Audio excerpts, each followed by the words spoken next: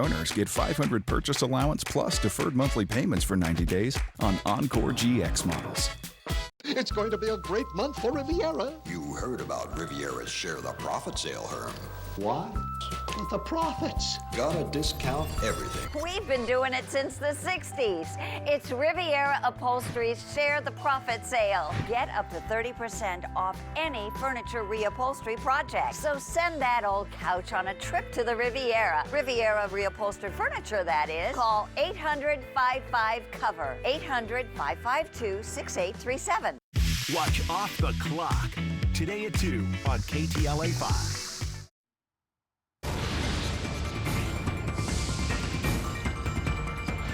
Now at noon, breaking news, an investigation underway in Costa Mesa after human remains were found inside a pipe. Thanks for joining us for the KTLA 5 News at noon. I'm Glenn Walker. And I'm Lou Parker. Those remains were found by Caltrans workers who were inspecting a pipe under the 55 freeway. Now they're trying to figure out how to get those remains out. KTLA 5's Jennifer McGraw live.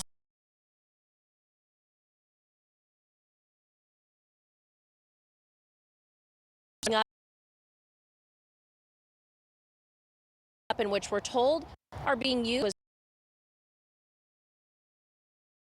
overhead in a pipe that runs under the freeway.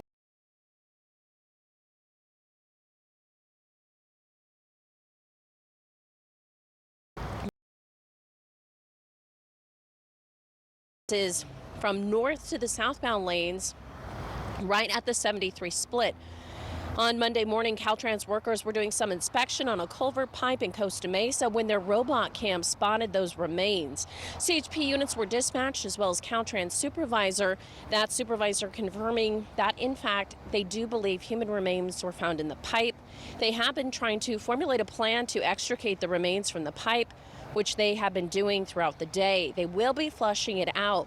This pipe is approximately 26 inches in diameter, and they say it gets smaller as you go. The human remains are about 300 feet into the pipe and do appear to be somewhat decomposed, although they say it is hard to tell because of the quality of the camera.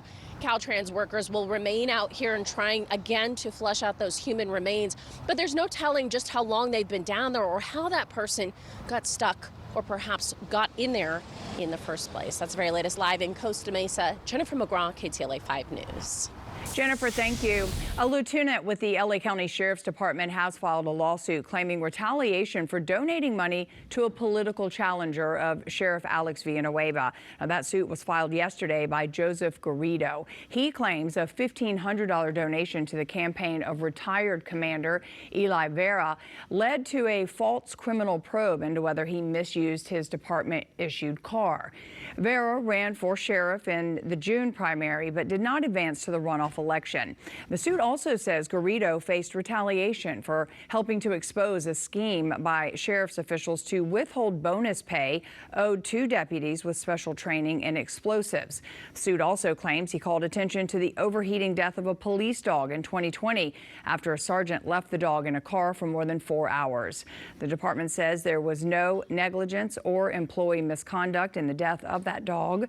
The sheriff's department is not commenting on the lawsuit. The rape trial against actor Danny Masterson gets underway today with opening statements. Masterson is accused of raping 3 women at his Hollywood Hills home 2 decades ago. Masterson and his accusers are members of the Church of Scientology. His attorneys have asked the judge to bar any mention of the church. Prosecutors say it should come into play because the 3 women claim that church officials tried to stop them from going to police with their rape allegations. New details. An LA judge has ruled jurors in the trial of Harvey Weinstein will be allowed to hear that the wife of Governor Gavin Newsom emailed him for advice about dealing with the media. Weinstein is 5 women, one being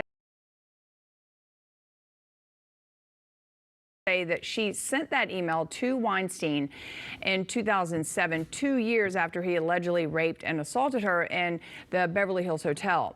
Now, that's when Gavin Newsom was mayor of San Francisco and Sybil Newsom was dating him at the time. The judge ruled yesterday that Weinstein's lawyers can talk about the email that Newsom sent to Weinstein, but the judge ruled the defense cannot discuss the reason behind the email, which was related to an affair that Newsom had in 2005 with an aide. Weinstein is already serving a 23-year prison sentence for a rape and sex assault conviction in New York City. Protesters continue calling for both LA City Council members Gil Cedillo and Kevin De Leon to resign from their positions. Meanwhile, a council meeting is being held virtually today, and members may decide to appoint a new president. KTLA 5's Lauren Lister has been covering this story. She's live in downtown LA with more. Hi, Lauren. Hi, Lou. Hi, Glenn. That city council meeting happening right now in City Hall. It's virtual, officials say, because of recent COVID exposures among city council members. But the protests, they have been continuing out here today.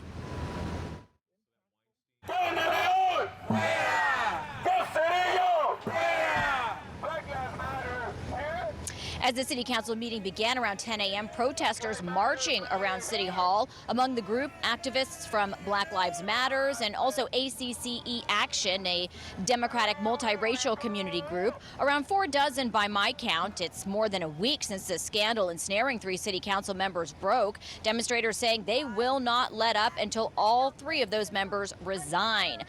Also, labor union leaders holding a demonstration just a short time ago, also calling for those resignations. We've seen one resignation out of the 3 members that they're calling for, and they're also calling for more work on racial relations. The resignation, yes, that's an automatic for us. But let's get to the truth of the matter. The truth of the matter is that we have some serious issues in this city.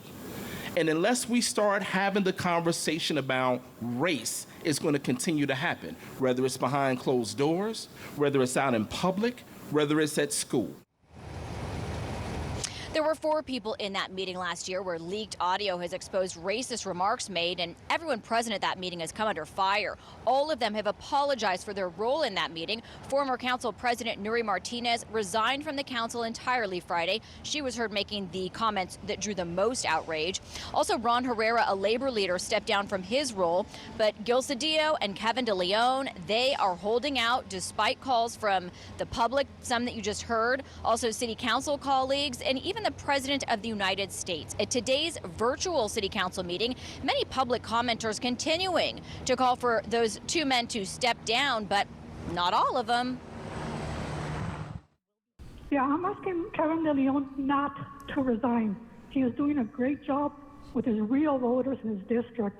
Those outside agitators sleeping outside his house do not represent his district voters. They should all focus on the gangs and the looting in their own districts.